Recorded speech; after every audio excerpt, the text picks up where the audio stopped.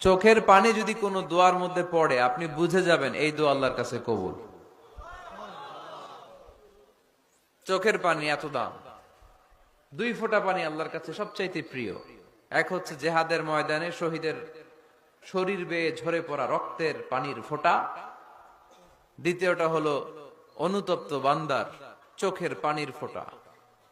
নিজের ভুলগুলো বুঝতে পেরে কেউ যখন কান্না করে আল্লাহর কাছে কাঁদে, তার চোখের পানি চোখ বেয়ে নাকের ডগা বেয়ে মাটিতে পড়ার আগেই ওই ক্রন্দনরত বান্দার জীবনের সব গুণ আল্লাহ মাফ করে দেয়।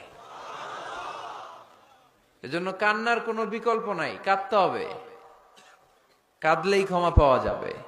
তাহলে দোয়া হচ্ছে একটা আর্ট, আমরা বুঝলাম। ইটস অ্যান আর্ট, এটা শিল্প। এটাকে আত্মস্থ করতে জানতে হয়। কেমন করে এই দোয়াটা করলে দোয়া কবুল হয়, কখন করলে কবুল হয়, এটার প্রসিডিউরটা কি, what is the mechanism two be accepted hour সাপ্লিকেশন, কেমন করে কবুল হবে, আজকে এই মেকানিজমটা একটু আমরা জেনে যাব ইনশাআল্লাহ। পড়েন।